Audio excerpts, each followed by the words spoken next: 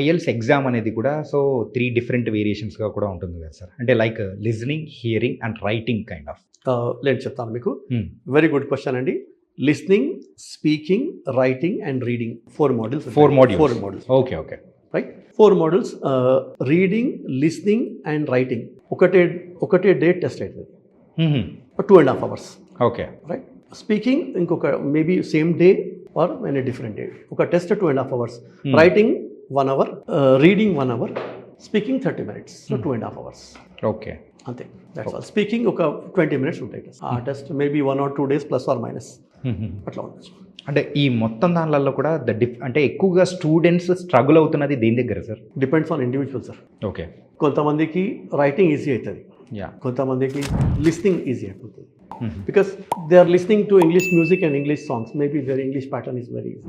Okay. But వాళ్ళకి handwriting అస్సలు రాదు, లేకపోతే థాట్స్ ఉంటాయి కానీ పెట్టడానికి రాదు, సెంటెన్స్ ఫార్మేషన్ లేదు అక్కడ, అంటే వాళ్ళకి రైటింగ్ డిఫికల్ట్ అన్నమాట. రీడింగ్ ఇంకొక అది డిఫరెంట్ పారామీటర్ అన్నమాట. అక్కడ కాంప్రిహెన్షన్ ఉంటుంది మీకు. ఆ కాంప్రిహెన్షన్ మీకు అలవాటు ఉండాలి. ఆ టెక్నికాలిటీస్ అది కొంచెం కొంతమందికి అది చాలా difficult.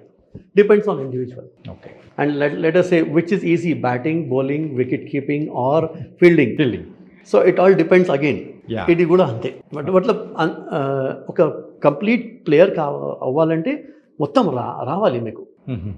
I know only batting అండి, నాకు బౌలింగ్ ఫీల్డింగ్ నేను చేయను అంటే నడవదు అక్కడ. ఇది కూడా మీకు writing, reading, listening and speaking. Individual you should get 6 band అన్నమాట. 6 రైటింగ్ ఉండాలి, 6 రీడింగ్ ఉండాలి, 6 స్పీకింగ్ ఉండాలి, 6 లిస్నింగ్ ఉండాలి. ఒక దాంట్లో 5.5 వస్తే మీరు అవుట్. ఆన్ యావరేజ్గా అయితే మనకు 6 అనేది on and average, individual 6. Okay, అది కూడా ఉండాలి. ఓకే. ఇప్పుడు మీరు డిగ్రీ చేస్తున్నారండి, రైట్? 5 సబ్జెక్ట్స్ ఉంది మీ దగ్గర.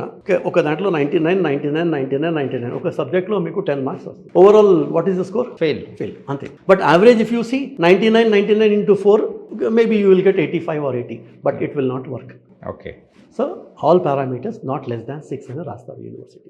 ఓకే, ఉండాలి. And one more thing I would extend, ఒక కంప్యూటర్ బేస్డ్ ఉంటుంది, ఒకటి పెన్ అండ్ పేపర్. అంటే if you are comfortable with writing you can go with pen and paper based. If you are comfortable with computers, go and computer based. సరే, యూజువల్గా students ఈ రెండిట్లో ఏది చూస్ చేసుకుంటే ఆ బ్యాండ్ కానీ వాళ్ళ యావరేజ్ని దాటచ్చు అంటారు? It will be very easier for the students అంటే.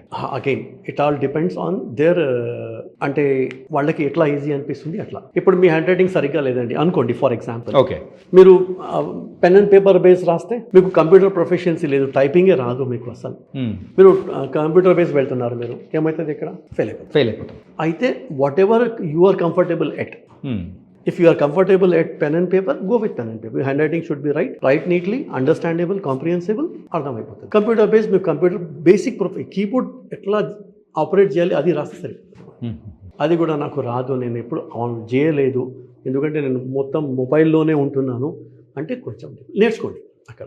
ఓకే. హ్యాండ్ రైటింగ్ బ్యాడ్ ఉంటే హ్యాండ్ రైటింగ్ ఇంప్రూవ్ చేయండి. కంప్యూటర్ స్కిల్స్ లేదు అంటే అది ఇంప్రూవ్ చేయండి. దానికి ఇంత టైం 15 days పడుతుంది. ఓకే, అట్లా. సరే, ఇప్పుడు ఫర్ ఎగ్జాంపుల్ కంప్యూటర్ నాలెడ్జ్ అనేది కూడా కొంచెం తక్కువగా ఉండొచ్చు, హ్యాండ్ రైటింగ్ అనేది కూడా కొంచెం ఉండొచ్చు.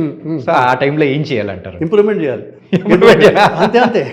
ఓకే, ఇంప్రూవ్ చేయాలి. ఎందుకంటే you are going for a test. అక్కడ మీకు you are like a soldier అండి. వార్ ఫ్రంట్లో మీకు నాకు అది పిస్టల్తో నేను I cannot fight with machine gun. మీరు అది తీసుకొని రండి, మనం ఫైట్ చేద్దామంటే ఒప్పుకుంటారా వాళ్ళు? ఇది కూడా అంతే. Okay, you have to be thorough with all these thing, then only you can win. Okay.